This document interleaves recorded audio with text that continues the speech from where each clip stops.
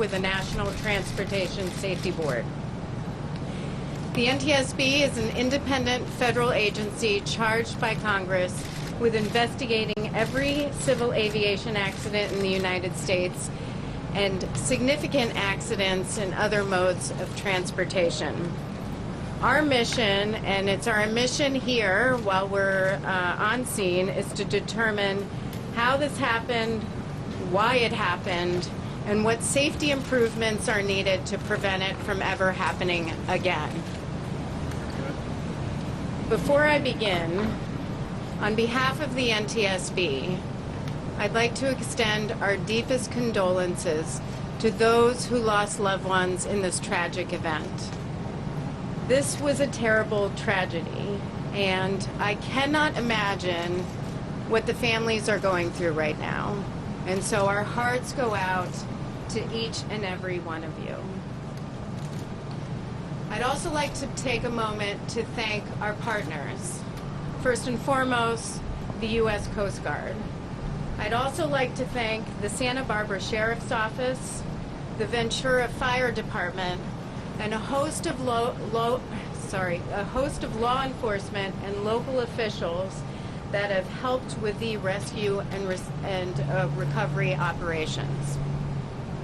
What I want to focus on today is the role of the NTSB, our team that is here, and talk a bit about the process. First, the NTSB is leading this safety investigation. We have a memorandum of understanding with the U.S. Coast Guard that lays out responsibilities and who is doing what. We have determined this is a major marine casualty, and the NTSB will be leading the investigation. However, the Coast Guard is a party to the investigation, and the Coast Guard has enforcement authority over these vessel operations, so they will be conducting their own safety investigation and enforcement investigation, and the two entities will be coordinating along the way. As far as our team, our investigator in charge is Adam Tucker. Adam has been working in the Office of Marine Safety at the National Transportation Safety Board for some time. In addition, he has significant experience in passenger vessel operations. Adam will be leading a team of 16. We have experts from operations, engineering, survival factors, and fire analysis. And I just want to add that this is not the first fire that we have investigated on board a small passenger vessel. This past December 11th, 2018, the board approved a report of an accident investigation involving a fire aboard a small passenger vessel near Port Richey in Florida.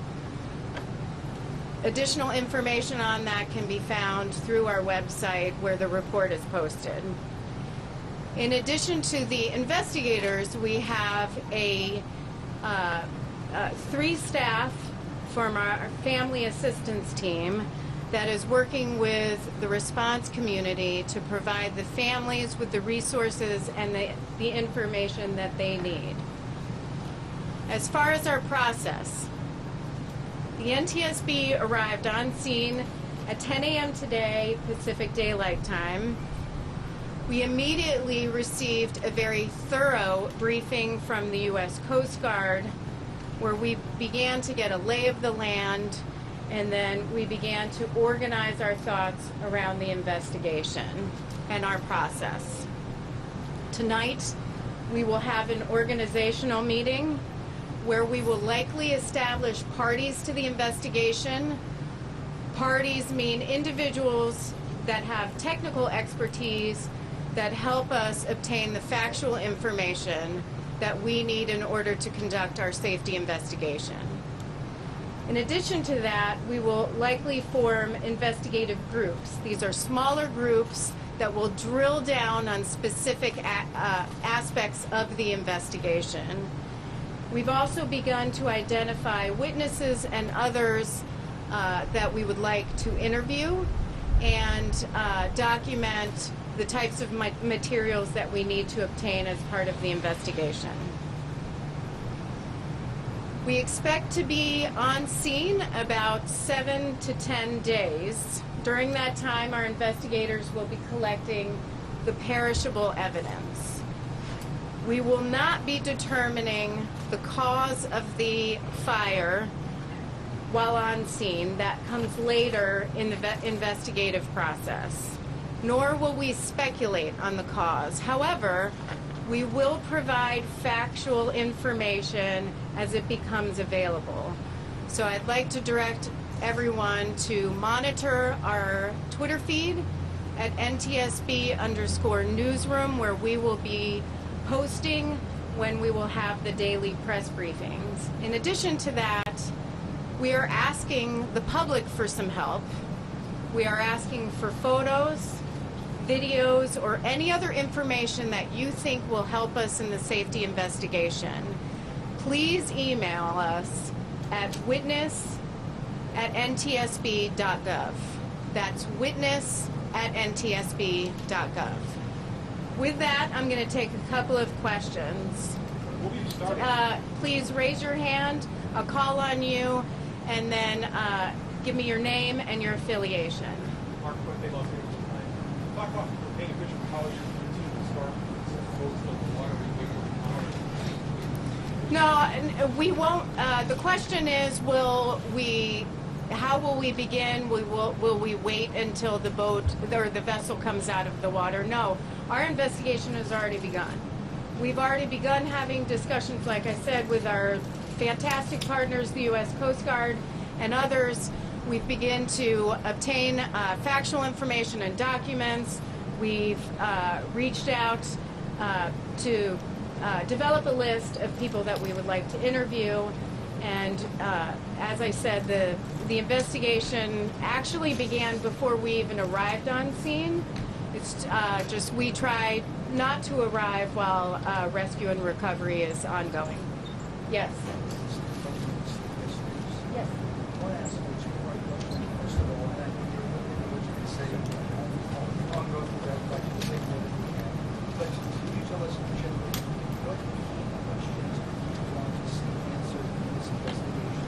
And number two, tell us, give us an idea of who you want to interview. The question is, what key questions are we going to want to ask, and what types of people are we going to want to interview? I'll take the second one first. We're going to want to interview the surviving crew members. We're going to want to interview the companies that were involved. We'll want to interview, for example, the first responders, certainly the Coast Guard and others. As far as the key questions that we want to get answered, I think it's a bit early to tell on what key questions we want to be answered. What I will say, for example, there is information that we will want to obtain. We look at the vessel, we look at the crew, the operations, and we look at the environment in which they're operating. So obviously we're going to want to look at training. That includes firefighter training. We're going to look at survival factors. We're going to want to know what fire extinguishers were on board. We're going to want to know were there life jackets on board, were there lifeboats. That's the type of information we're going to want to find out. Yes. Pete, I'm 303 United States 70.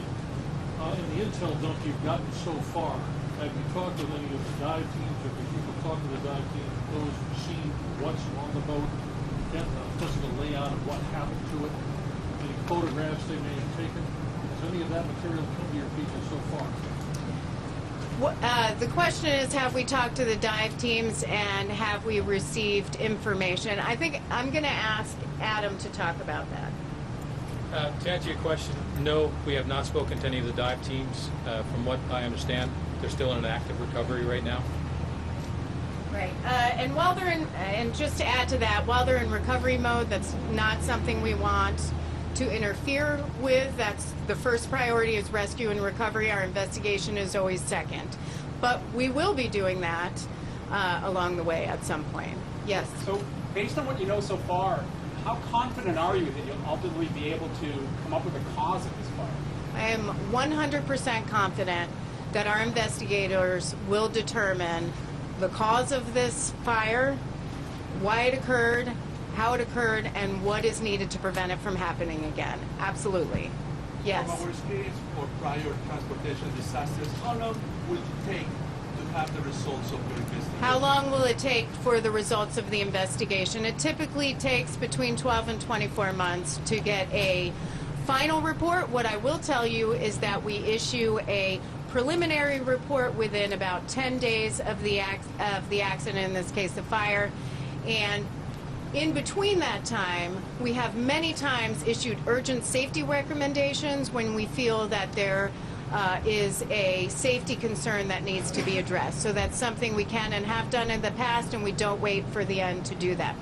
Yes.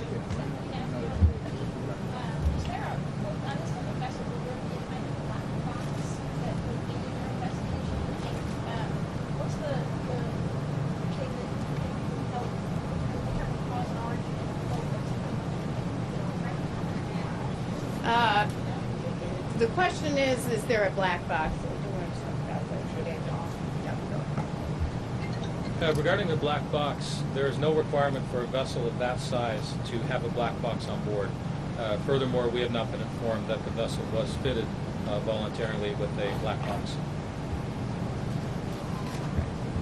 What was the second part? What are the determining a cause and origin of fire in the boat and on the water coming up?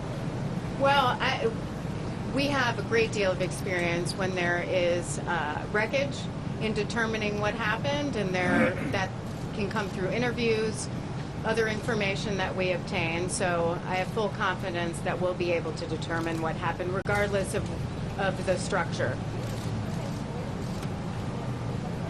I don't know, but thank you. Appreciate the time. Would you mind repeating your names, please?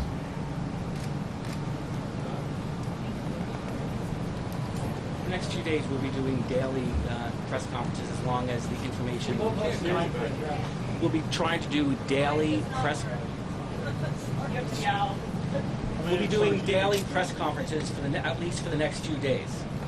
And you can follow us. You can follow us on Twitter at NTSB_newsroom, where the next press briefing will be details will be put on there. And you spell Jennifer's last name? Sure, Jennifer Homendy, H-O-M as in Mary, E-N-D-Y. And Ann, O-N-E-R-N. And she's a NTSB board member.